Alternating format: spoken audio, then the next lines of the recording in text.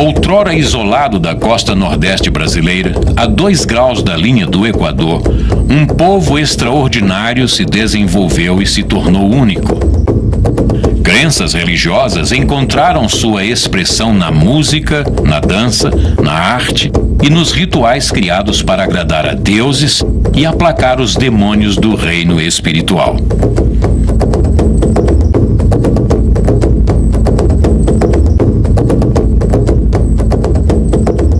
Em São Luís, as igrejas e monumentos religiosos são notáveis por seus aspectos construtivos e por sua ornamentação. Suas edificações datam e guardam passagens históricas do início da colonização.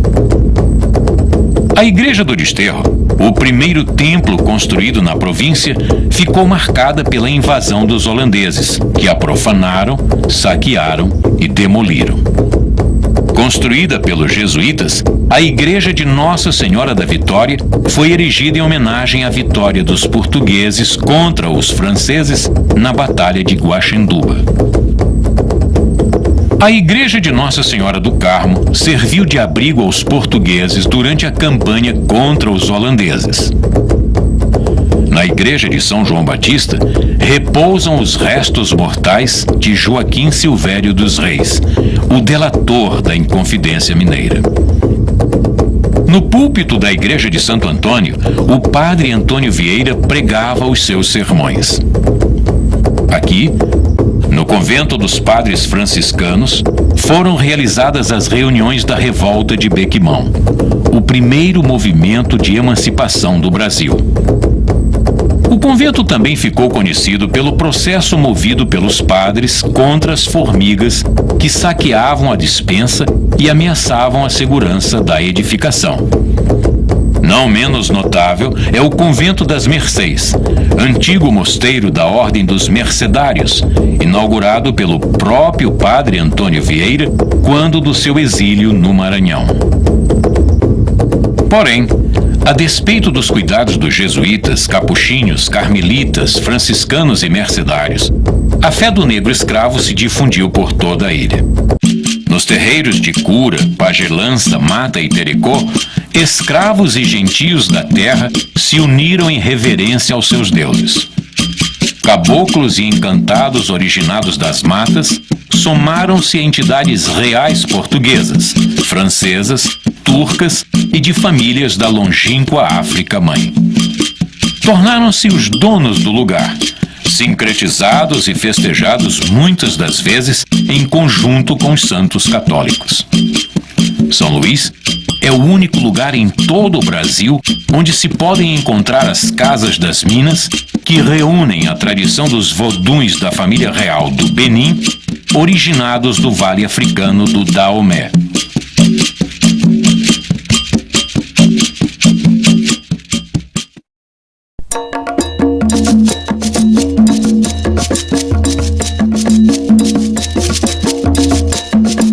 Nessas casas, toques de tambores cultuam tanto os voduns e orixás africanos quanto os caboclos surgidos nos terreiros brasileiros. São festas e cerimônias que duram noites e dias inteiros, em alguns casos, atreladas ao calendário cristão. Nelas, as entidades são organizadas em nações e famílias. Os voduns são as entidades da encantaria africana, as mais antigas e prestigiadas. Os gentios são os encantados da nobreza europeia, geralmente cristãos associados a orixás e a santos católicos. Os caboclos são as entidades associadas aos mares, aos rios e às matas.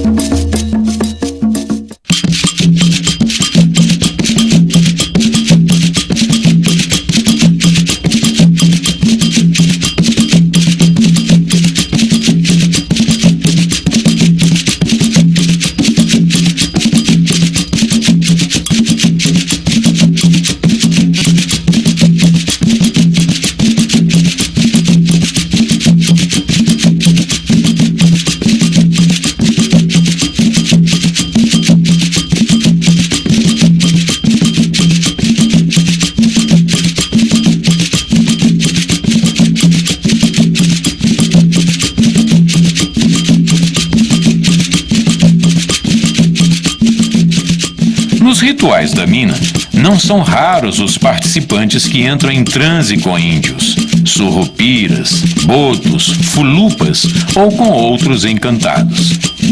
O transe é um estado alterado, como a hipnose, quando os espíritos dos encantados se apossam dos médiuns, que entram em contato direto com o mundo espiritual. É genuíno, é quase sempre alcançado. Enraizados em cultos de magia antiga e estimulada por rituais de religiões místicas, ao anoitecer, não poderiam faltar a São Luís as lendas e histórias de assombrações. Uma delas profetiza o fim da ilha onde está assentada a cidade. Segundo a lenda, uma grande serpente habita um dos vários túneis que cortam seu subsolo. Misteriosos, a origem desses túneis ainda desperta controvérsias entre estudiosos e a população. Para uns, não passam de tradicionais sistemas de escoamento de águas pluviais. Para outros, seriam rotas de fuga para padres ou vias de conexão entre as suas igrejas. O certo ou duvidoso é o que o imaginário popular os considera como a morada de uma grande serpente que um dia irá afundar a ilha. Alguns contam que a tal serpente se estende em sono profundo pelas entranhas da cidade.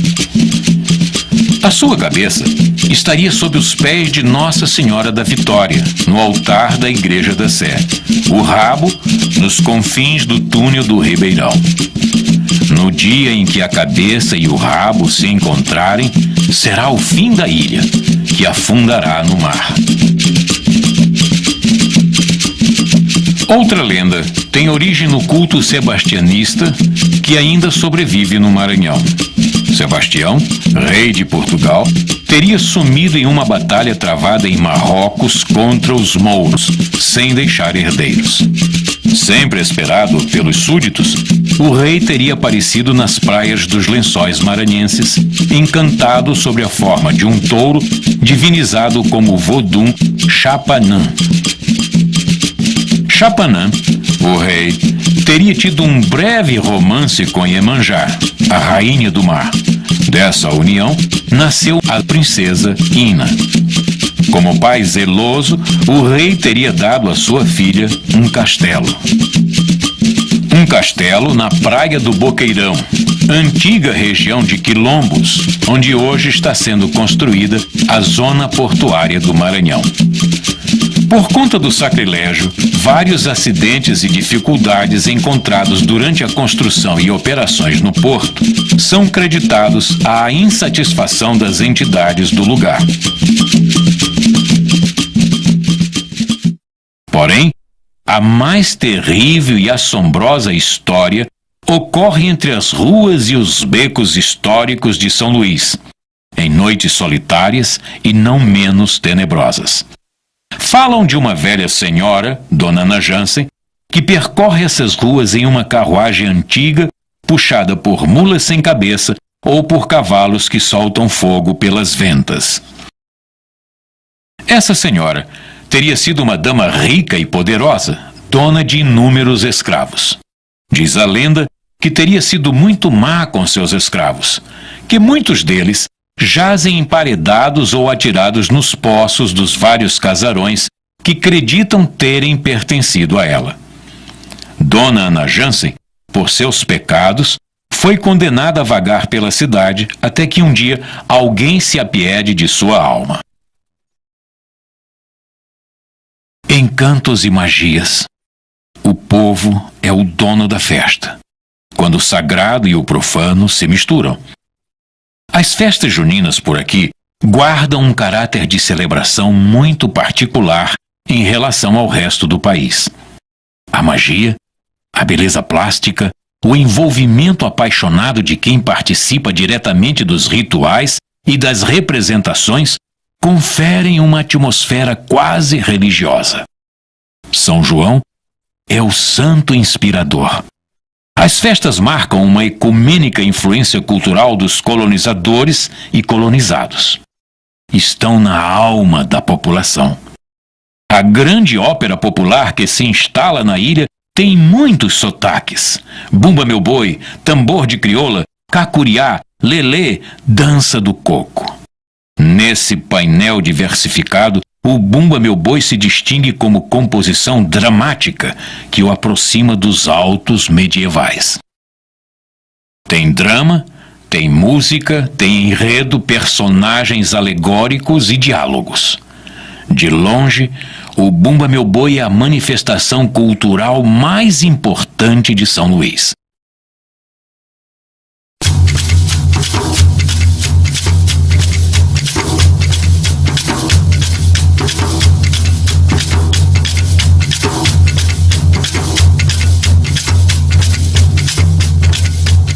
Durante as apresentações, o Bumba Meu Boi conta em um animado e hilariante teatro de rua a história quase trágica de pai Francisco e sua mulher Catirina, empregados de uma grande fazenda.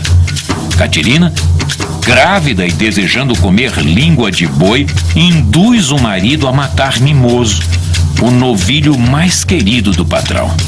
Sabendo do furto, o senhor ordena que vaqueiros e índios descubram toda a verdade. E assim, o autor do crime é capturado.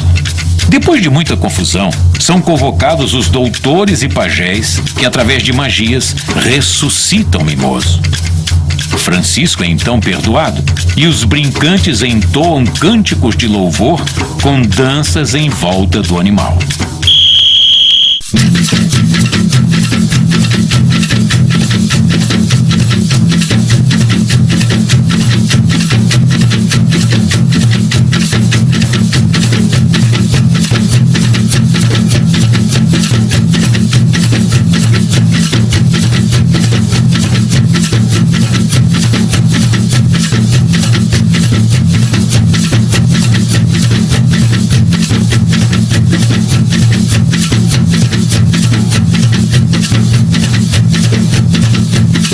A variedade de ritmos ou sotaques é um dos grandes charmes do Bumba Meu Boi.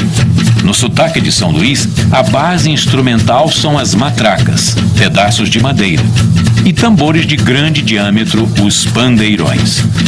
Confeccionados em madeira e couro, os pandeirões são afinados a fogo, o que torna indispensáveis as tradicionais fogueiras que animam as festas. O envolvimento dos brincantes é quase religioso. Entidades espirituais e devotos do tambor de mina gostam do Bumba Meu Boi. Os cantadores de boi pedem a proteção dos encantados para o sucesso das apresentações, e a maioria dos brincantes participa do boi em cumprimento a promessas realizadas. Os ritmos do boi frequentemente estão presentes e influenciam as batidas dos tambores na mina. E muitos tocadores de tambor de mina apreciam e participam de brincadeiras do Bumba Meu Boi.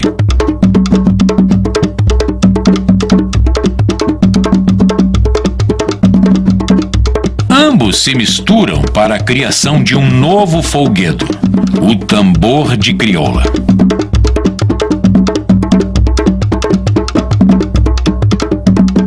A tradição vem dos descendentes africanos.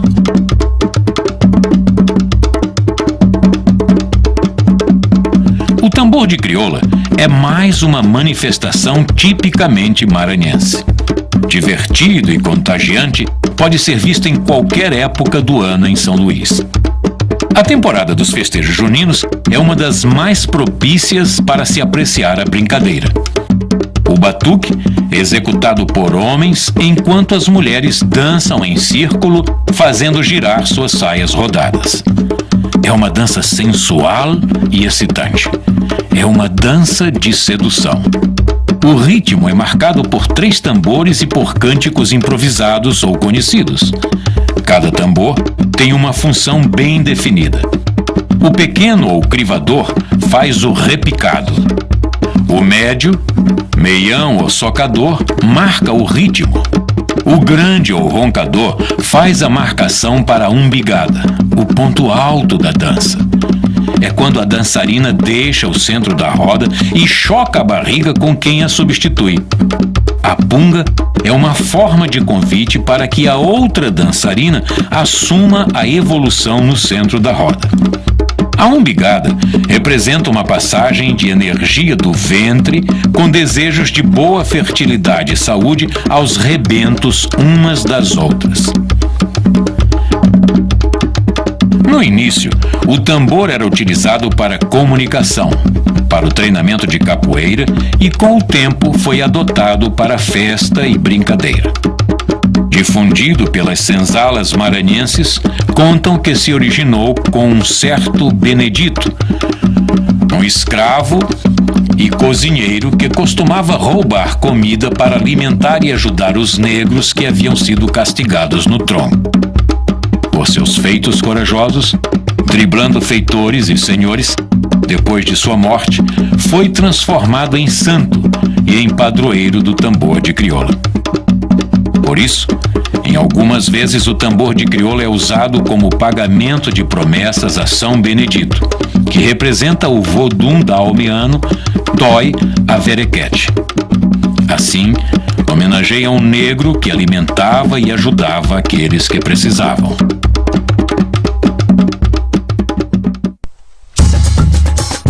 São Luís é encontrada a 2 graus do Equador, o que a torna um pouco norte e um pouco nordeste do Brasil.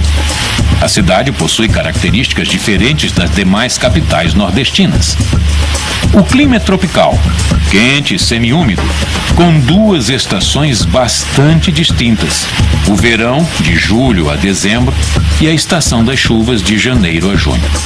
Na ilha, predominam os ventos nordeste, que garantem temperaturas mais amenas, mesmo nos dias de forte presença do sol. Hoje, em São Luís, o tradicional e o novo se misturam. A cidade vem mudando ao tentar lidar com congestionamentos, poluição e superpopulação. No início da década de 1960, um pouco mais do que 9 bairros compunham o principal de sua área urbana. Nesta década, entretanto, esse quadro sofreu grande alteração com a construção de pontes sobre o rio Anil e de uma barragem sobre o rio Bacanga. Em 1970, São Luís foi integrada a um programa nacional para favorecer novos polos de desenvolvimento e criar novos empregos. A cidade estava sendo preparada para as transformações sociais e econômicas que visavam atrair investimentos para a região. No fim de 1980, 2 grandes projetos já se encontravam implantados na ilha: uma fábrica de produção de alumínio e um terminal exportador de minérios. São Luís experimentou uma nova corrente migratória, agora vinda tanto do interior do estado como de outras cidades brasileiras. A cidade se expandiu, novos bairros surgiram.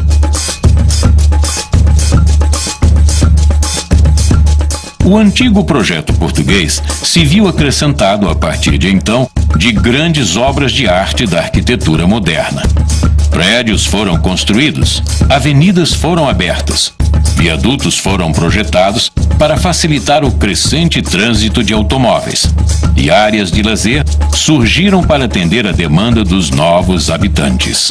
Margens de rios e lagoas foram urbanizadas e transformadas em campos de lazer e de passeios em meio a manguezais centenários. A orla marítima ganhou uma avenida com bares, pontos de reunião e calçadão. O centro histórico foi circundado com um anel viário para acesso e disciplina do trânsito interno. São Luís se tornou moderna. Seus efeitos se tornaram profundos, mas os seus moradores vêm se adaptando bem. Mesmo vivendo em um mundo mais moderno, eles se mantêm fiéis às poderosas tradições que dão sentido às suas vidas. Alguns temem o fim dessa rica cultura, mas os ludovicenses bem sabem selecionar o que desejam das novidades, sem abandonar os seus hábitos antigos. Existe uma crescente conscientização dos habitantes de São Luís sobre o valor inestimável de sua cultura e potencial vulnerabilidade. Enquanto estiverem unidos pelos laços da comunidade, dos rituais religiosos e da lealdade ancestral,